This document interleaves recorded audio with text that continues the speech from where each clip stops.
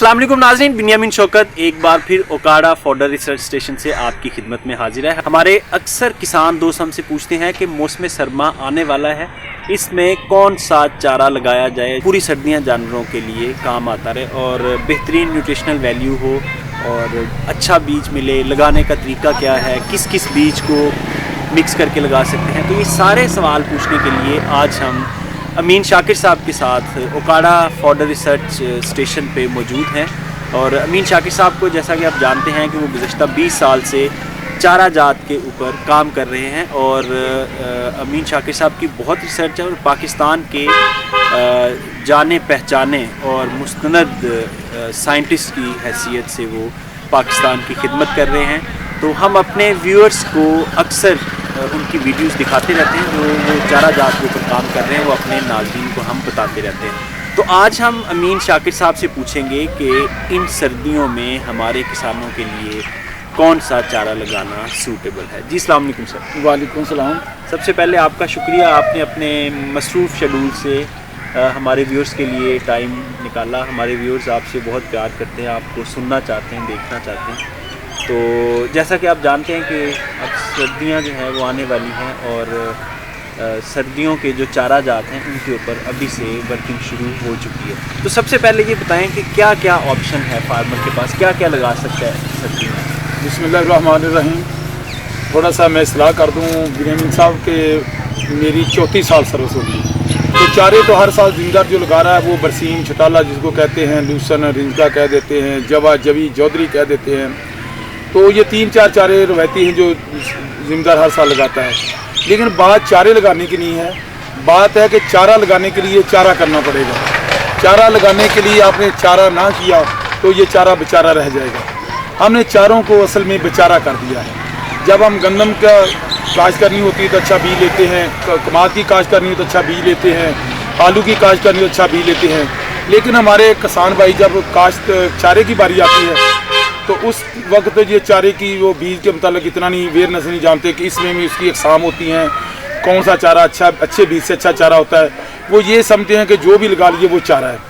तो इसलिए पहली बात तो मैं बीजों के मुताबिक क्लियर कर दूँ, अगर बीज तंदुरुस्त होगा, जानदार होगा तो उससे चारा भी अच्छा होगा, अच्छी वैरायटी होगी, अच्छी अक़साम होगी तो उससे चारा भी बहुत अच्छा होगा।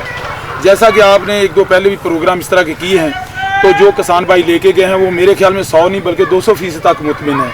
क्योंकि जब उनको अच्छा बीज मिलता है सर्दियों के चारे के लिए या गर्मियों के चारे के लिए तो जब वो लगाते हैं, पहली बात है कि उनका लोक जो बीज है उनकी अच्छी होनी चाहिए।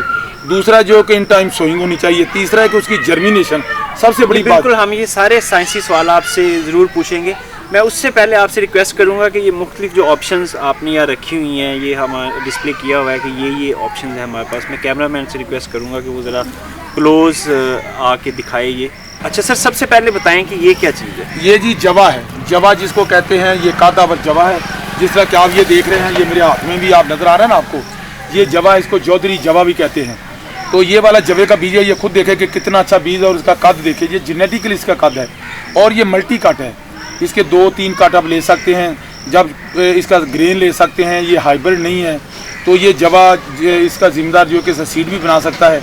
और जब दिसंबर जनवरी में चारे की कमी आती है तो उसमें ये बेहतरीन चारा तैयार होता है। जा इसका वक्त जो है अब लगाने का शुरू हो चुका है। अच्छा, इसकी जो रूटीन में हमने देखा वो 2 से 2.5 फीट तक होता है, जवी जिसे जई कहते हैं। तो इसका कद कितना है और ये क्यों कद ज़्यादा है? सर इसमें हर चीज़ में कई किस्म होती हैं। मत जवा है, जवी है, कुछ ग्रीन पर्पज़ के लिए होता है, कोई ग्रीन फॉडर के लिए, सब चारे के लिए होता है। जैसा कि ये दूसरी वैरायटी, ये देखें आप, इसमें देखें थोड़ा सा हाथ लगा के कि ये इसको जवी भी कहते हैं, एवरग्रीन है और ये रेक्ट टाइप है, इसकी पैदावार कम है उससे एज़ कम्पेयर टू जवा। तो ये तकरीबन 500-600 मन निकलती है, जल्दी होती है। तो इसके अलावा जो है वो ये वाला जो है जो मैं बता रहा हूँ आपको, ये कादावर है, ये जवा है। अच्छा, इसमें प्रोडक्शन कितनी हो जाती है? इसमें प्रोडक्शन 700-800 मन होती है। लेकिन ये जो बीज आपने पकड़ा, सबसे बड़ी बात है इसकी जर्मिनेशन 90 से प्लस है। जो ज़िम्मेदार बाज़ार से जाके बीज लेता है, ख़रीदता है, उसकी जर्मिनेशन 1 मन तो सीड डालता है और उसकी जर्मिनेशन 50-55 से ऊपर नहीं है। तो इसी वजह से वो धोखे में भी आ जाता है और उसका तो 3-4 वैरायटियाँ मिक्स होती हैं। ये प्योर वैरायटियाँ हैं जिसने कद भी करना है, पैदावार भी देनी है और सबसे बड़ी बात इसकी जर्मिनेशन अच्छी है और उसका सीड भी आपने 25 से 30 kg डालना है एक खेत में और 2 कट भी ले सकते हैं।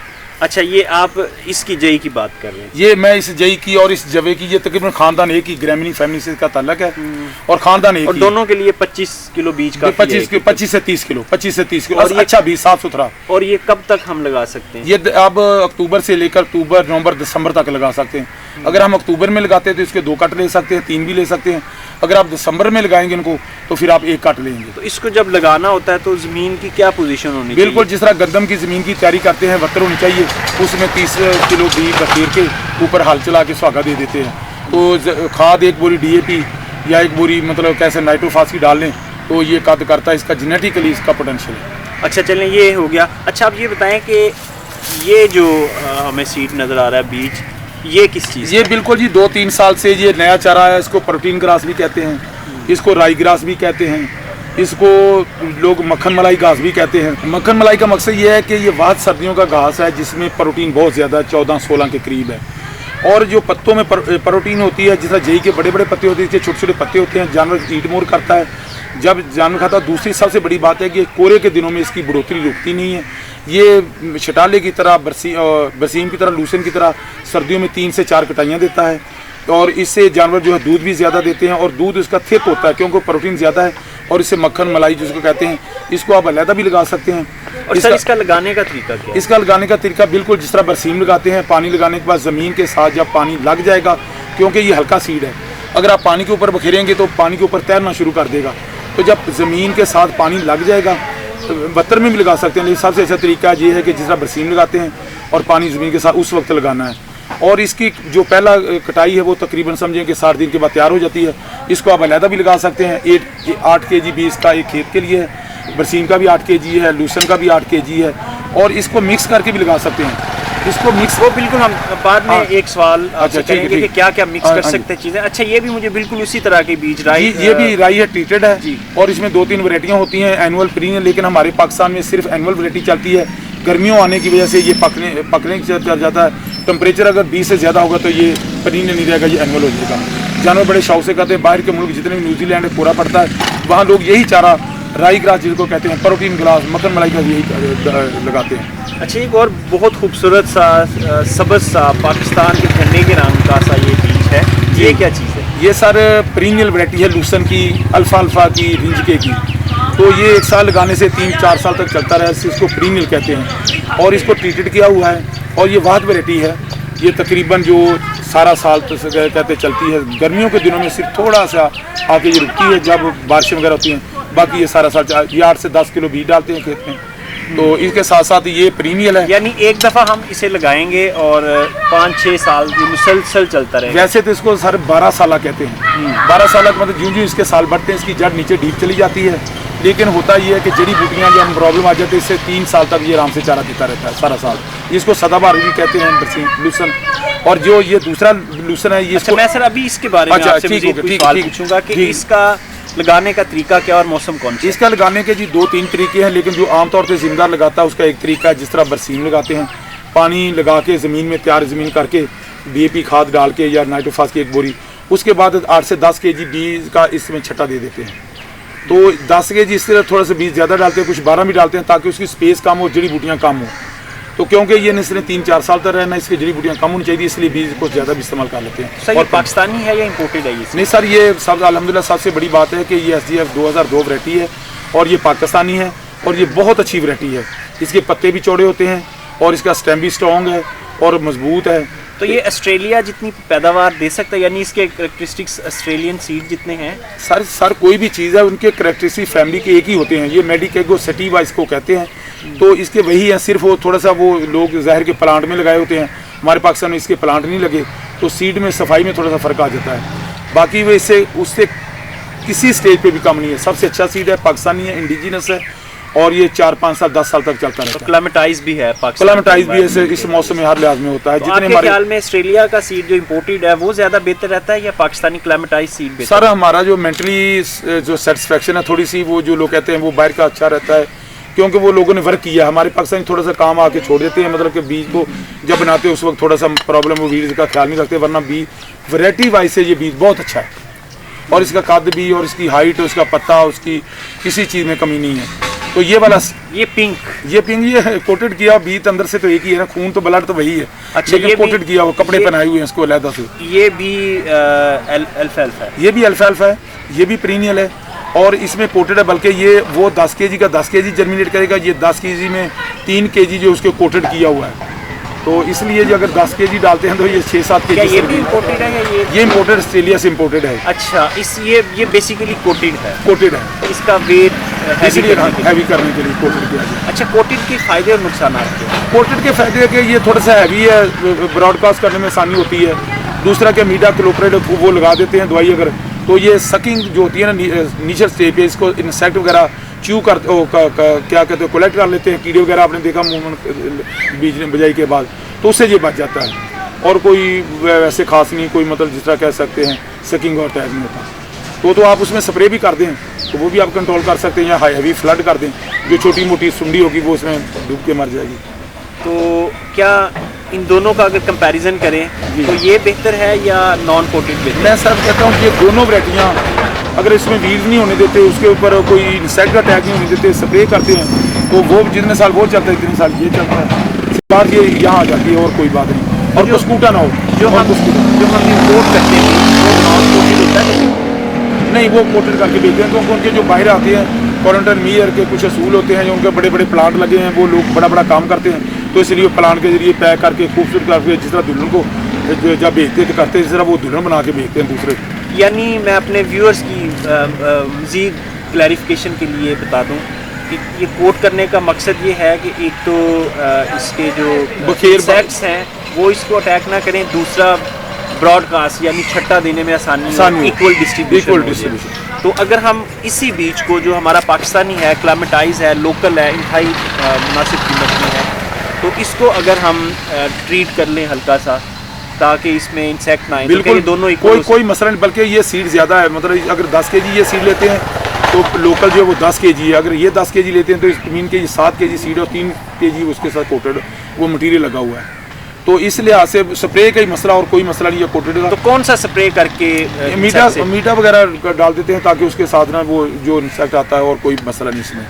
तो ये दोनों बेहतरीन वैरायटी, वो भी प्रीमियर है, ये भी प्रीमियर है। बाकी हर चीज़ में सिलेक्शन होती रहती है, वक्त के साथ साथ गंदम की वैरायटियाँ हैं, उसकी वैरायटियाँ, तो इतना बड़ा प्रॉब्लम नहीं है। चले सर, ये हमें तो ये देसी वाला लूसन है जो इसके मतलब थोड़ा सा मैं ये लूसन है, बड़ा खूबसूरत सा। ये वाला लूसन है, ये वाला ये लूसन देसी है जिसको सांगड़ का कहते हैं। ये भी देखने में कितना खूबसूरत है। बिल्कुल है। ये एनुअल है और इसको लगाते हैं 1 साल के लिए। इसके पत्ते थोड़े छोटे हैं, बाकी क्वालिटी जो होती है, जो करेक्टर से वो जेनेटिकली वो सारे एक ही होते हैं, क्योंकि फैमिली तो एक ही है। मेडिकेगो सेटिवा उसको भी कहेंगे, इसको कहेंगे, आगे उसकी वैरायटी है, अकसाम है। तो ये बेसिकली नेचुरली कलर है, ये इसका नेचुरली किडनी शेप इसकी। ये लूसन है, लूसन है, अल्फा है, रेंज का भी इसको कहते हैं कुछ लोग। हाँ जी, ये 6 माह के बाद खत्म हो जाता है, बरसीम के साथ भी खत्म हो जाता है और अलहदा। अच्छा, ये जो लूसन था ये दायमी था, प्रीनियर वैरायटी है और ये एनुअल है, यानी इसका सिर्फ आप 1 साल लगाएंगे, जब लगाएंगे 6 माह तक का उसके बाद। ये क्या चीज़ सर, ये बरसीम है और हाड़ू है। हाड़ू इसलिए इसको कहते हैं कि दूसरे बरसीम की निस्बत इसका रीजन, तीनों बरसीम जो है उनका मिस्र है, इसको कहते हैं इजिप्शियन क्लोर, और इसका बोटेनिकल नेम है ट्राइफोलियम अलेक्जेंड्रिनम। ठीक है जी, एक मिस्र से आता है, वहाँ प्लांट पे साफ होते आता है। वो गर्मियों में जब यूं ही गर्मी शुरू होती है वो ख़त्म हो जाता है, और दिसंबर जनवरी में थोड़ा सी उसकी ग्रोथ रुकती नहीं है, लेकिन वो सीड इधर सेट नहीं होता। ये वाला जो सीड आपके हाथ में है, ये इसको हाड़ू कहते हैं, ये जून तक जाता है। कुछ लोग इसको काली कहते हैं, कुछ फार्मी कहते हैं। तो फार्मी या हाड़ू का मतलब ये है कि आपको पता है जब बरसीम खत्म होता है तो उसमें गंदम लगी होती है ज़मीनों में, तो बरसीम खत्म हो जाते ज़मींदार का चारा खत्म हो गया। तो इसकी क्वालिटी ये है कि एक कट जो है ना वो ज़्यादा देता है एज कम्पेयर टू ये देसी या मिस्री बीज से। ठीक है जी, तो यानी इसे लेट वैरायटी भी कहते हैं, लेट वैरायटी भी कहते हैं, जो कैसे इसको फैसलाबाद लेट वैरायटी भी कहते हैं। अब जो नया उसका नाम पहले S2 था। और ये देखे सीड इतना हेल्दी है, इसमें कोई काश नहीं, कोई बूकला वगैरह नहीं है, प्लांट से ये साफ है, और ये विगोरस तंदुरुस्त बीज है। इससे ये बीमारी से पाक जो फसल है उससे लिया गया है। तो इसी वजह जो बाजार से लेंगे उसमें मिक्सिंग भी होती है, उसमें आपको मिस्त्री भी मिल सकता है, इसलिए मैं कहता हूँ कि अच्छा भी महंगा नहीं होता। अच्छा, ये बताएं कि ये है बरसीम और हाडू बरसीम। हाडू, जी। हाडू बरसीम। और पहले हमने 2-3 सीड चेक किए, वो हैं अल्फा अल्फा या लूसन। लूसन जी। तो इन दोनों में, बरसीम और लूसन में क्या फ़र्क है? बरसीम जो सारा साल पीरियड नहीं है इसमें, पहली बात तो ये पीरियड नहीं है, 1 साल का लगाया हुआ, थोड़ा लेट चलता है, अर्ली और लेट है, लेकिन पीरियड नहीं है। ठीक है, यानी ये हमें हर दफ़ा ही लगाना, हर दफ़ा लगाना पड़ेगा। तो लूसन में ये क्वालिटी है कि उसमें एक पीरियड वैरायटी है, एक एनुअल वैरायटी है, उसको सदाबहार कहते हैं, तो ये एनुअल ही है। लेकिन ये इसको लेट और अर्ली कहते हैं, ये लेट खत्म होता है, देर से खत्म होता है, और वो पहले खत्म हो जाता है। लगाने का वक्त एक जैसा है, पानी लगाने के बाद उसको ब्रॉडकास्ट करते हैं, और अक्टूबर से 10 के बाद, क्योंकि इसका 10 के बाद लगाना शुरू करते हैं, और इसको अक्टूबर नवंबर दिसंबर तक आप लगा सकते हैं, लूसन को भी, बरसीम को भी। तो इसलिए ये अच्छा, मेरा एक सवाल है कि ये हमने एक जितना खर्चा करना है जब हमने बरसीम लगाएं या लूसन लगाएं, तो फिर हमारा फार्मर हर साल क्यों ये खर्चा करता है? एक दफ़ा लगा के 5-7 साल क्यों नहीं चलाता?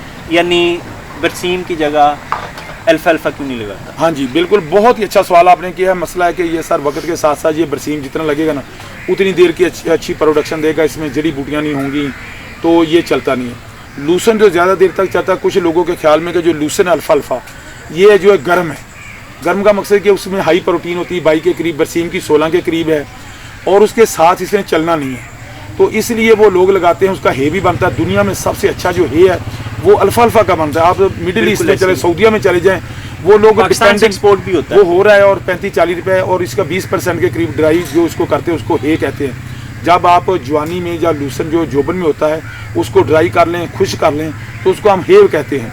इसका सबसे अच्छा हे बनता है, बरसीम का भी हे बनता है, लेकिन बरसीम का जो वाटर कंटेंट नाली होती है वो उसमें हवा होती है, वो टूट जाता है। प्रोटीन पत्तों में होती है, उसका स्टेम जो है वो स्ट्रॉन्ग होता है, पत्तों में प्रोटीन वो टूटता नहीं है, तो इस वजह से ड्राई करने के बाद उसको संभाल सकते हैं, और प्रोटीन भी 22 के करीब है।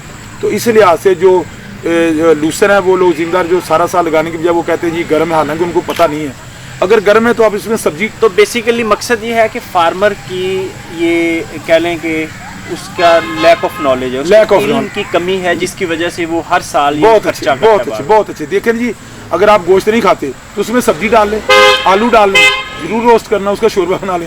तो आपने अगर लूसन लहता लगाना है तो उसमें बरसीम डाल लें, एनुअल लगाएं, उसमें राई ग्रास डाल लें, तो ये आपका 3-4 चारों का कम्बिनेशन हो जाएगा। जानवर का टेस्ट भी चेंज हो जाएगा, ईट मोर भी ज़्यादा करेगा। जब ईट मोर खाएगा ज़्यादा जानवर तो दूध भी ज़्यादा देगा, उसकी सेहत भी ठीक होगी, और तमाम किस्म के उसको चारे मिल जाएंगे। अच्छा, चलें अब ये बताएं कि इसमें जो हमारे 4 डिफरेंट किस्म के यहाँ पड़े हुए हैं चारा जात के बीज, तो कौन कौन सी चीज़ को हम इस सीज़न के लिए मिक्स करके लगा सकते हैं ताकि वो अच्छा न्यूट्रिशनल वैल्यू अच्छी बन जाए, डाइजेस्टिबिलिटी अच्छी हो जाए? पहली बरसीमें लेते हैं, जिंदा जब लगाता है उसको एक मैं बात अहम बड़ी जो बताना चाहता हूँ, इसका बाद का वो 4-5 kg सीड डालता है, लेकिन बीज 4-5 kg बेशक डाले काली बरसीम में, लेकिन इस तरह का बरसीम और लूसन जिसमें काशनी नहीं है, कोई चीज़ नहीं है, और तंदुरुस्त बीज है, क्योंकि अमूमन बीमारियाँ आ जाती हैं। ये देखें, जब बीज ही नहीं तंदुरुस्त होगा तो बीमारी आनी है। सीड कैरियर है, उसको बीमारी को साथ लेके आगे जाएगा। नंबर 2, इस बरसीम में आप राई ग्रास लगा सकते हैं, ये वाला जो कहते हैं, 2 kg राई ग्रास डालें, 4 kg बरसीम डालें, और 2 kg जो है लूसन डालें। ठीक है जी, 8 kg एनुअल लूसन, तो ये 8 kg हो गया। तो मेरे ख्याल में इससे अच्छा चारा बेशक उसको जानवर को क्या कहते हैं नहीं मिलेगा। अच्छा, दूसरा जो जई है, दूसरा कॉम्बिनेशन क्या? दूसरा कॉम्बिनेशन है कि लोग जब बरसीम लगाते हैं तो इसमें सरसों वगैरह 2 किलो डाल लेते हैं। ये कभी 2 किलो नहीं डालनी चाहिए, आधा किलो से ज्यादा सरसों खेत में नहीं डालनी चाहिए। उसकी क्या वजह? उसकी वजह कि नंबर ऑफ प्लांट सरसों ज्यादा डोमिनेंट हो जाएगी। जो बरसीम आपका नीचे से पहला कट है, इसका सिंगल टिलर होता है, तो वो खत्म हो जाएगा। बरसीम नीचे से खत्म हो जाएगा, और इसको धूप नहीं लगेगी, सर्दी धूप नहीं लगेगी। जब वो हार्ड होता है तो जब वो कम डालेंगे वो ब्रांचेज भी बनाएगा, और बरसीम के भी पौधे ठीक रहेंगे। और आप इसने जो सरसों उसने एक कट देना, यानी सरसों 20% से ज्यादा नहीं डालनी, सरसों ने एक कट देना है, एक कट देना है, बरसीम ने 4-5 कट देने हैं। तो इसलिए सरसों ने खत्म हो जाना है, तो ज्यादा वो डाल लेते, किसी को पता नहीं, वो कहते 2 किलो सरसों पालो, 4 किलो बरसीम पालो, गलत बात। उसकी बजाय आप 2.5 किलो एक डाल लें, या जवा वगैरह जई जिसको कहते हैं वो डालें 4-5 kg, और बाकी बरसीम डालें। ये कम्बिनेशन बहुत अच्छा कम्बिनेशन है। ठीक हो गया जी। दूसरा कम्बिनेशन है लूसन का और बरसीम का। 4 kg लूसन डालें सालाना, 4 kg बरसीम डालें, तो ये भी बहुत अच्छा है। नान सरसों डालें। तीसरा कम्बिनेशन हो गया कि जई डालें, बरसीम डालें, लूसन डालें। अच्छा, जो हमारा और सबसे बड़ी जो बात जई है जिसने ये वाली हाइट करनी है, इसको अगर हम लूसन में या बरसीम में डाल देते हैं जिसकी हाइट मैक्सिमम 1.5 फीट तक जाती है, 1.25 फीट तक, तो इनकी ग्रोथ में इशू नहीं आएगा कुछ? सर इसकी ग्रोथ में इशू कोई नहीं आएगा, क्योंकि आपने तो काट लेनी बरसीम के साथ ही, उसको छोड़ना तो नहीं है। तो इसको इसलिए जो बरसीम काटेंगे तो जवी को जो भी वो भी साथ काट लेंगे, लूसन को भी साथ काट लेंगे, और तीनों जो है ये मई तक जो है ना, अप्रैल तक ये रीस्प्राउट होती रहेंगी, क्योंकि जितनी देर तक गर्मी नहीं पड़ती है रीस्प्राउट होती रहेंगी, कोई प्रॉब्लम नहीं है। और सबसे बड़ी मैं बात कहता हूँ, अगर राई ग्रास, बरसीम और लूसन डालते हैं तो जो जानवरों में अफारा आता है, जानवरों को अफारा आ जाता है फरवरी मार्च में, जब जानवर कहते हो अफार हो गया उसको, मतलब कि वो नहीं आएगा। नंबर 2, इसकी पैदावार भी ज़्यादा होगी। नंबर 3, जो बरसीम में बीमारी आती वो भी नहीं आएगी। अच्छा, एक और बड़ी अहम बात है जिसको हम मल्टी क्रॉपिंग का एक बेनिफिट ये होता है कि आपका जो फर्टिलाइज़र्स हैं मुख्तलिफ, वो कुछ आप में इसका नाइट्रोजन फिक्सर होगा, कोई फास्फोरस फिक्सर, तो वो आपको आपकी सॉइल जो है वो इनरिच हो जाएगी। बिल्कुल, ये बहुत ही अच्छा आपने किया है कि सॉइल इनरिच हो जाएगी, फर्टाइल हो जाएगी, कि ये लेग्यूम क्रॉप्स हैं। ये ज़मीन को लूसन भी कुछ देता है, बरसीम भी कुछ देता है नडूल की शक्ल में, और उसको जरखेज़ी भी मिलती है। तो ये जो राई ग्रास है वो नॉन लेग्यूम है। इस तरह मिलजुल के, जिस तरह कहते हैं कि एक सहारा दूसरे के आ जाएगा, तो एक दूसरे पे डिपेंड होंगे। अगर खाद कम भी डालेंगे तो इसकी फिर सबसे बड़ी जो राई ग्रास है वो सर्दियों के दिनों में, सर्दियों में जब पो माघ होता है, जब दिसंबर जनवरी होती है, कोहरा पड़ता है, तो इसकी बढ़ोतरी रुक जाएगी, तो राई ग्रास की बढ़ोतरी भी नहीं रुकेगी। और ये टेट्रापोलाइड है, जानवर मैं कहता हूँ शौक से खाते हैं, अच्छा चारा इसके साथ मिक्स करके लगाना चाहिए। ये बेहतरीन प्रोग्राम है मेरे हिसाब से, ये सोइंग प्रोग्राम है, इससे बढ़कर और प्रोग्राम नहीं हो सकता। हमारा जिम्मेदार हाड़ू भी लगा लेता है, फिर बाद में शिकायत करता है कि उसमें यार वो ना बीमारियां आ गई हैं। इससे लगाने से वो बीमारी भी नहीं आएगी, जानवर भी शौक से खाएगा, ज़्यादा दूध। सबसे आखिरी सवाल बड़ा अहम है कि फार्मर को सबसे बड़ा मसला आता है वो अच्छे बीज की अच्छे रेट पे दस्तयाबी, क्योंकि हमारी जो बड़ी बड़ी कंपनीज हैं उनके सीड बहुत महंगे हैं। तो इसका क्या हल है? ये जो आपके सारे बीज पड़े हुए हैं, ये क्या ये मुनासिब कीमत पे अवेलेबल है फार्मर्स के लिए? सर ये सबसे बड़ी बात देखें कि मैंने ये जो सामने आपको नज़र आ रहा है, जिसमें लिखा हुआ है अच्छा बीज महंगा नहीं होता, ठीक है जी।